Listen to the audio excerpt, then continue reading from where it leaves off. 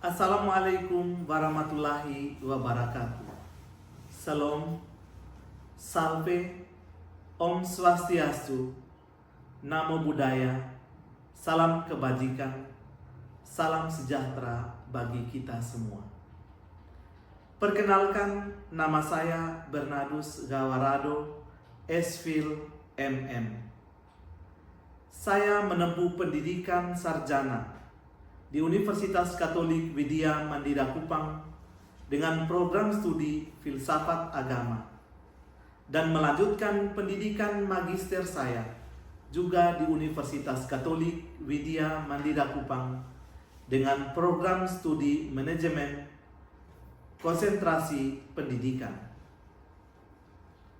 Saya merupakan salah satu dosen tetap pada program studi Manajemen Fakultas Ekonomi dan Bisnis Universitas Timor dengan jabatan fungsional saat ini adalah asisten ahli yang terhitung mulai tanggal 1 Maret 2023. Selama menjadi dosen tetap di program studi manajemen Universitas Timor sejak tahun 2016, saya mengampu 11 mata kuliah, yakni mata kuliah studi kelayakan bisnis, sistem informasi manajemen, teori pengambilan keputusan, filsafat ilmu, pendidikan agama, aplikasi komputer, ekonomi koperasi, pendidikan Pancasila, pendidikan kewarganegaraan, aspek hukum dalam ekonomi, dan sosiologi dan politik dalam ekonomi. Dari 11 mata kuliah tersebut, terdapat 4 mata kuliah yang linear dengan disiplin ilmu saya. Dan mata kuliah ini adalah mata kuliah wajib yang harus diprogramkan oleh semua mahasiswa program studi manajemen Fakultas Ekonomi dan Bisnis Universitas Timor.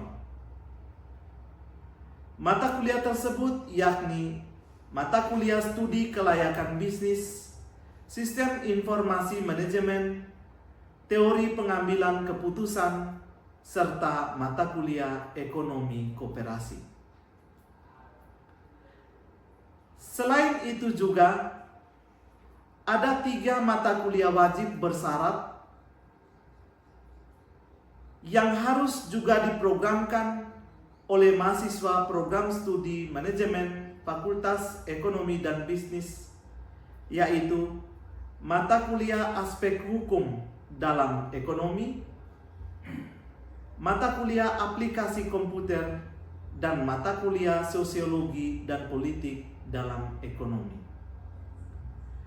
Kemudian saya juga mengampu 4 mata kuliah umum, yaitu mata kuliah filsafat ilmu, pendidikan Pancasila, pendidikan kewarganegaraan, dan pendidikan agama.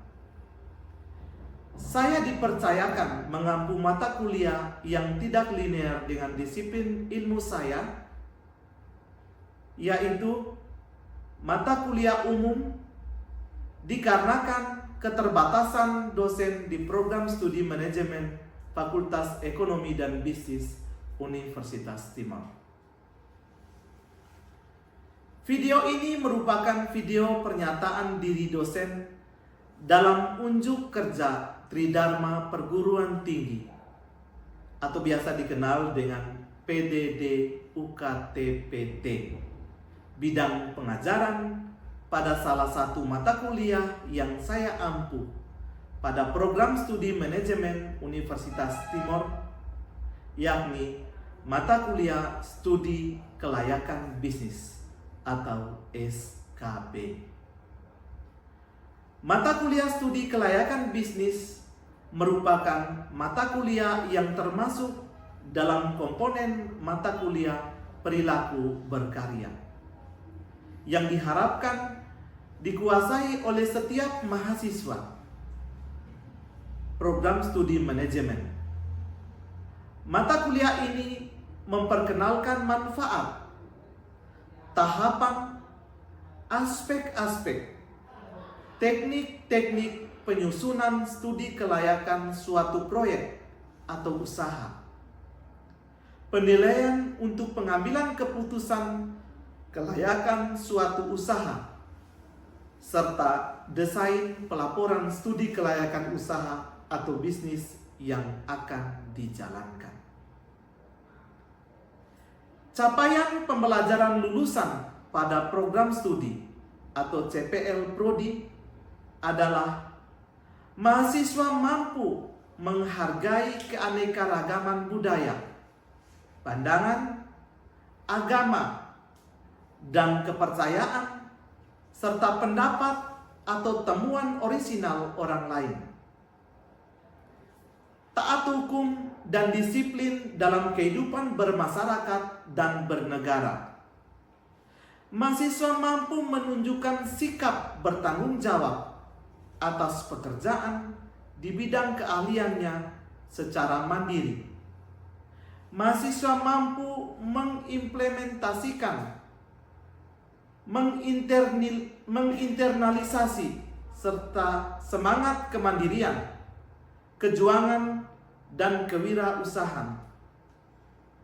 Mahasiswa mampu menguasai konsep teori dalam ilmu manajemen yang terintegratif dengan dan menerapkannya dalam berbagai tipe organisasi, baik bisnis maupun non-bisnis, pada tingkat lokal, nasional, maupun global. Kemudian mahasiswa mampu menerapkan pemikiran logis, kritis, sistematis, dan inovatif dalam konteks pengembangan atau implementasi ilmu pengetahuan dan teknologi yang memperhatikan dan menerapkan nilai humaniora yang sesuai dengan bidang keahliannya. Kemudian mahasiswa mampu memanfaatkan teknologi informasi dan komunikasi untuk mengembangkan keilmuan dan kemampuan kerja, mampu mengembangkan diri dan berpikir secara logis, analitis, dan sistematis dalam pembuatan keputusan secara profesional, serta memiliki keterampilan manajerial dengan keahlian interpersonal, komunikasi, dan konseptual dalam menjalankan perannya secara profesional. Selain capaian pembelajaran lulusan program studi, juga terdapat capaian pembelajaran mata kuliah atau CPMK, yakni mahasiswa mampu memahami studi kelayakan bisnis. Mahasiswa mampu memahami konsep bisnis, proyek, dan perusahaan. Mahasiswa mampu menghubungkan antara aspek komponen studi kelayakan bisnis dalam pengambilan keputusan kelayakan suatu usaha atau bisnis atau proyek yang akan dijalankan. Mahasiswa mampu memahami etika atau moralitas yang harus dimiliki dalam melakukan studi kelayakan bisnis.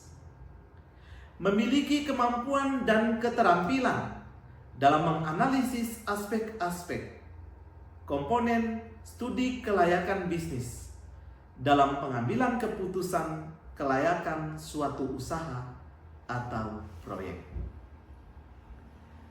Adapun materi-materi yang akan dipelajari dalam mata kuliah studi kelayakan bisnis tersebut, yakni yang pertama, menjelaskan definisi kelayakan bisnis, tujuan dari studi kelayakan bisnis, dan ruang lingkup pembahasan studi kelayakan bisnis. Materi yang kedua, menjelaskan arti bisnis atau usaha, proyek, dan perusahaan. Peran bisnis dalam kehidupan sehari-hari, manfaat bisnis, definisi pasar, segmentasi pasar, peranan pasar, dan segmentasi pasar terhadap studi kelayakan bisnis. Yang ketiga, menjelaskan definisi dari studi kelayakan bisnis, tujuan dari studi kelayakan bisnis, dan kriteria penilaiannya. Kemudian materi yang keempat, menganalisis aspek pasar dan pemasaran. Materi yang kelima, menganalisis aspek-aspek internal seperti aspek keuangan dan finansial, juga aspek teknis dan operasi, serta aspek manajemen dan organisasi. Materi yang keenam, menganalisis aspek-aspek eksternal seperti aspek hukum, aspek ekonomi, dan aspek lingkungan.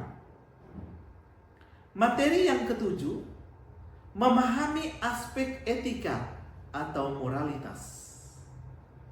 Materi yang kedelapan, memahami tahapan-tahapan kegiatan studi kelayakan bisnis, kemudian menilai dan menganalisis kelayakan usaha tersebut. Kemudian materi yang kesembilan, membuat laporan studi kelayakan bisnis. Referensi yang saya gunakan pada mata kuliah ini yakni yang pertama, dari Jumingan, Studi Kelayakan Bisnis, Teori dan Pembuatan Proposal Kelayakan, cetakan ketiga. Dan yang kedua, Gary Cliff, judul buku Pengantar Evaluasi Proyek, edisi kedua, penerbit PT Gramedia Pustaka Utama, Jakarta, tahun 2005. Referensi ketiga diambil dari Husnan Suat Muhammad Suwarsono dengan judul Studi Kelayakan Proyek, edisi keempat, cetakan kedua. Referensi yang keempat, Suratman dengan judul Studi Kelayakan Proyek. Referensi kelima, Sutojo Siswanto dengan judul Pembiayaan Investasi Proyek.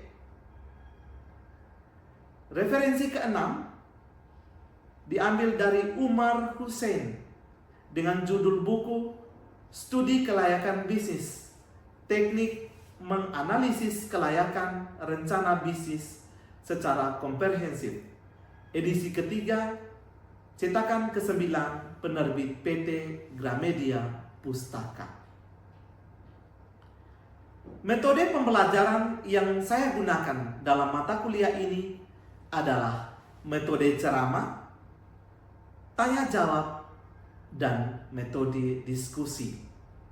Dalam diskusi tersebut, saya akan membagikan mahasiswa dalam kelompok-kelompok kecil yang beranggotakan 4-5 orang, serta membagikan sub tema yang akan didiskusikan dalam kelompok mereka. Kemudian, mereka akan mempresentasikan hasil diskusi kelompok mereka dan akan ditanggapi oleh kelompok lainnya. Hal ini bertujuan agar mereka mampu berkomunikasi serta berpikir kritis dan cepat tanggap dalam menjawab persoalan-persoalan yang mereka hadapi di kemudian hari dengan cepat dan tegas. Selain itu juga melatih mereka untuk mengemukakan ide dan gagasan secara lisan di depan publik atau audiens. Pada saat berdiskusi, saya berperan sebagai fasilitator dan motivator. Setelah mahasiswa berdiskusi, dan berpresentasi, maka saya akan menyampaikan dan menjelaskan materi atau rangkuman dari materi yang mereka presentasikan. Akhir dari kegiatan tersebut, saya bersama mahasiswa menyimpulkan materi kuliah pada hari tersebut.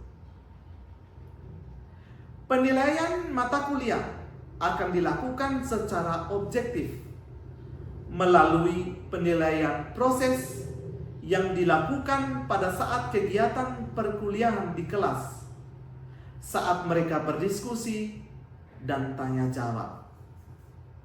Teknik tes dilakukan berupa penilaian hasil tes yang dikerjakan oleh mahasiswa.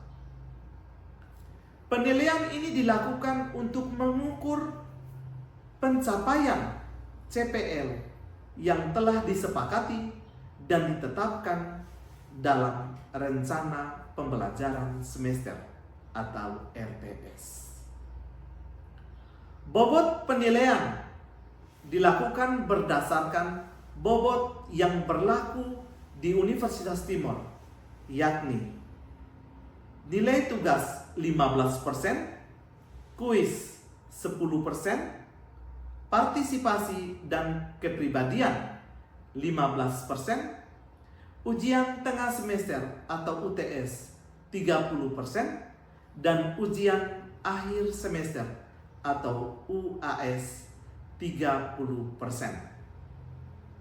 Bobot penilaian ini disampaikan kepada mahasiswa saat kesepakatan kontrak perkuliahan di awal semester. Berikut adalah cuplikan video pembelajaran mata kuliah studi kelayakan bisnis.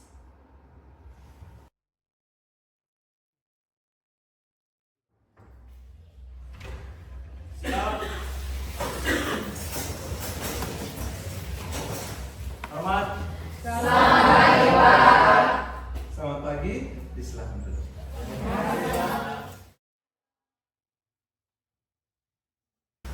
Baik, terima kasih untuk kehadiran kita semua. Apa kabar?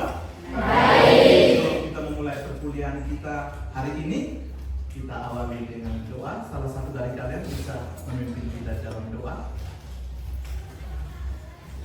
Baik, sebelum kita mulai perkuliahan kita pada hari ini, sebelumnya izinkan saya untuk memimpin doa ini menurut ajaran Katolik. Berdoa mulai.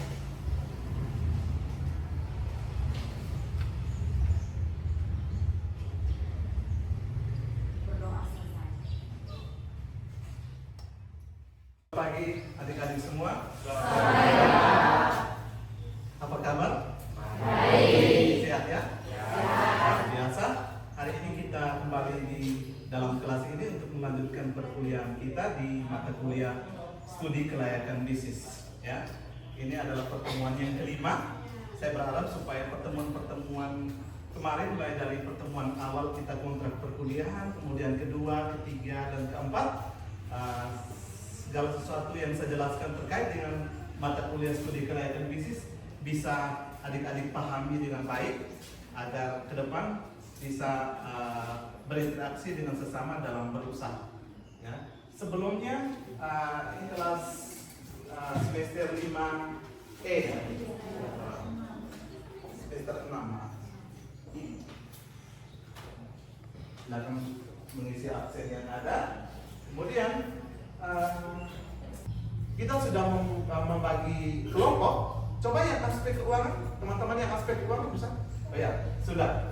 Yang aspek keuangan boleh kita mempersiapkan diri untuk mempresentasikan hasil diskusi kalian di rumah agar bisa dipahami oleh teman-teman dan kita semua. Nanti endingnya saya akan memberikan masukan terkait dengan aspek keuangan. Silakan teman-teman. Di depan kita sudah ada pemantala dari teman-teman dari aspek keuangan. Selanjutnya saya berikan kesempatan kepada mereka untuk mempresentasikan hasil diskusi mereka. Silakan. Jadi baik, terima kasih kepada Bapak dosen yang sudah memberikan kami kesempatan kelompok keuangan untuk mempresentasikan materi kami mengenai aspek keuangan. Namun sebelum itu izinkanlah kami untuk memperkenalkan diri kami. Jadi baik, langsung saja. Perkenalkan, nama saya Francisca Solo, NPM 41220189. Waktu selanjutnya saya berikan kepada pemateri berikut. Perkenalkan, nama saya Don Silva Mario Barbosa, NPM 41220214. Baik, perkenalkan nama saya Ignatius Cloud, NPM 41220182. Jadi baik, perkenalkan nama saya Hendrik Saponaris Kenjang dengan NPM 4122-0222. Jadi baik, terima kasih kepada teman-teman yang sudah memperkenalkan nama. Tanpa memperpanjang waktu, kita langsung saja masuk ke pemaparan materinya. Untuk itu, waktu selanjutnya saya berikan kepada pemateri 1 untuk memaparkan materinya. Baik, terima kasih atas kesempatan yang diberikan. Langsung saja ke materi yang pertama itu pengertian aspek keuangan. Aspek keuangan yang menurut Siswan Konstitusi 2000 adalah rencana investasi proyek atau disebut sebagai industri terkait investasi proyek atau capital budget. Sedangkan menurut Survei tahun 2003, analisis aspek keuangan adalah kegiatan melakukan penilaian dan tentuan serta rupiah terhadap aspek-aspek yang dianggap layak dari keputusan yang dibuat dalam tahapan analisis usaha. Menurut dari buku pengantar bisnis karya Roni Angger Aditama dan Muhammad Surafili, aspek keuangan dalam studi kelayakan bisnis adalah penelitian keuangan bisnis mulai dari modal, proyeksi penjualan, harga produk, dan biaya pemasaran dan lain-lain. Yang berikut yaitu biaya kebutuhan investasi. Komponen yang terkandung dalam biaya kebutuhan investasi biasanya disesuaikan dengan jenis usaha yang akan dijalankan. Secara garis besar, biaya kebutuhan investasi meliputi yang pertama itu biaya pra-investasi. Biaya pra-investasi terdiri dari biaya pembuatan studi dan biaya pengurusan izin-izin. Kemudian yang kedua yaitu aktiva tetap. Biaya pembelian aktiva tetap itu seperti yang pertama itu tetap berwujud seperti tanah, mesin-mesin, bangunan, peralatan, dan inventaris kantor. Kemudian yang kedua yaitu aktiva tetap tidak berwujud seperti goodwill, hak cipta, dan lisensi. Yang ketiga yaitu biaya operasi. Biaya operasional itu terdiri dari yang pertama itu upah dan gaji karyawan, yang kedua yaitu biaya listrik, yang ketiga yaitu biaya galon dan air, yang keempat biaya pemeliharaan, yang kelima pajak, yang keenam premi asuransi, dan yang terakhir yaitu biaya pemasaran. Baik, yang berikut kita masuk kepada bagian yang kedua, materi yang berikut mengenai internal rate of return atau IRR, di mana internal rate of return atau IRR merupakan alat yang dapat mengukur tingkat pengembalian hasil interest. Berikut ini adalah rumus untuk mencari IRR. Nah, di mana IRR sama dengan tingkat bunga ke-1 dikurangkan dengan NPV ke-1 kali negatif tingkat bunga ke-2 kurang tingkat bunga ke-1 per C2 atau NPV ke-2 dikurangkan dengan NPV ke-1.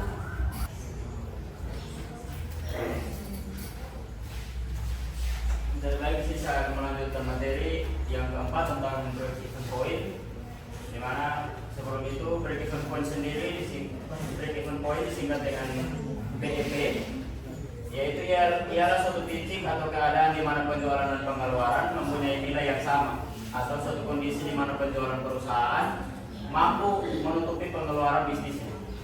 Di mana teman-teman bisa melihat rumusnya di sini, break-even point dalam unit, yaitu break-even point sama dengan fixed cost per price per unit dikurangi variable cost. Jika break-even point di dalam rupiah, maka break-even point sama dengan fixed cost per variable cost 1 dikurangi S, yaitu sales volume. Baik, terima kasih untuk kelompok aspek keuangan yang telah mempresentasikan hasil diskusi mereka. Sekarang kita masuk di sesi diskusi dan saya jawab. Tadi adik-adik sudah mendengarkan presentasi dari kelompok pemakalah aspek keuangan.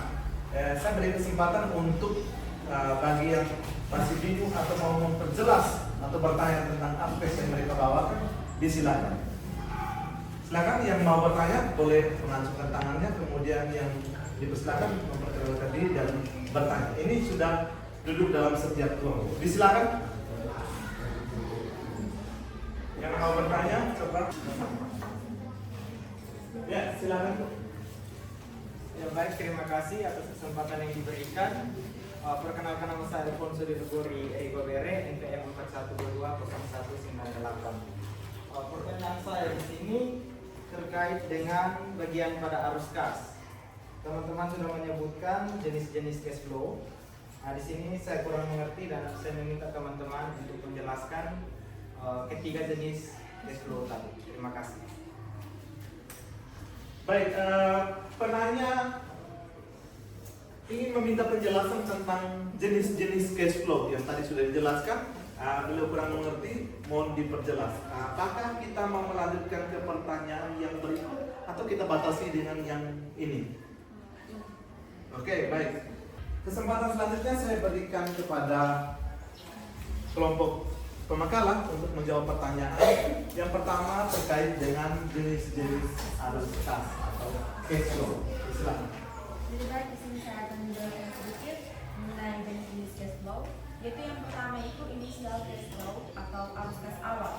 Jadi kami di sini mengambil menurut Suratman pada tahun 2001, arus kas awal adalah arus kas keluar dalam rangka untuk keperluan tetap dan penentuan besarnya modal kerja.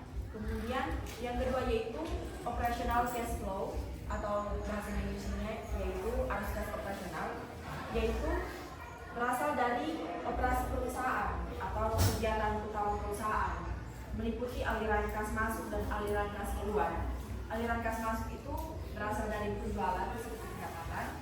Kemudian arus kas keluar yaitu untuk membayar operasional perusahaan. Kemudian yang ketiga yaitu terminal cash flow atau arus kas akhir. Aliran kas akhir itu merupakan aliran kas akhir pada umur ekonomi suatu proyek. Kami ambil menurut Suratman pada tahun 2001. Arus kas ini berasal dari modal kerja dan penjualan aktiva tetap yang telah habis umur ekonomisnya. Jadi baik, sekian pemaparan materi dari kelompok kami, kelompok keuangan pada hari ini. Terima kasih kepada teman-teman yang sudah ikut berpartisipasi dalam diskusi hari ini. Terima kasih juga kepada Bapak dosen yang sudah menambahkan 1 dan 2 hal terkait aspek keuangan. Waktu selanjutnya kami berikan kepada Bapak dosen. Kurang lebihnya kami mohon maaf dan terima kasih. Kami pamit undur diri. Baik, saya berpikir karena waktu kita akan mengakhiri perkuliahan kita hari ini terkait dengan studi kelayakan bisnis dalam aspek keuangan. Maka sebelum untuk mengasah kalian tentang pelajaran mata kuliah kita hari ini, saya memberikan tugas. Ya, boleh.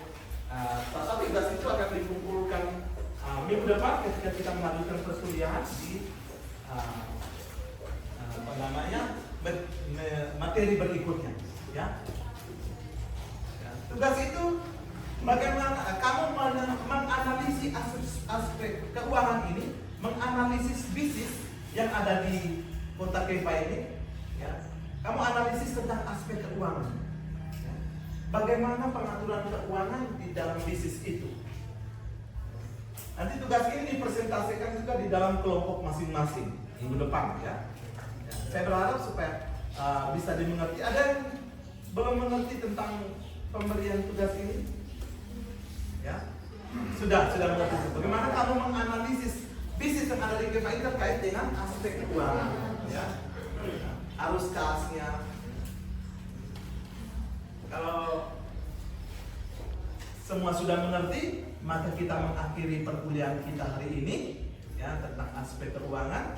Minggu depan kita akan melanjutkan di materi yang berikut tentang aspek manajemen dan organisasi, ya, di dalam studi kelayakan bisnis.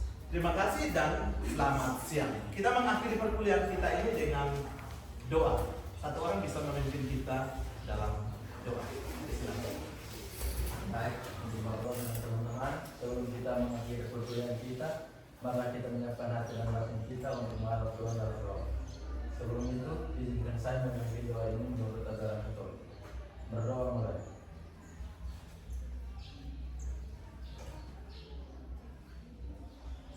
selesai.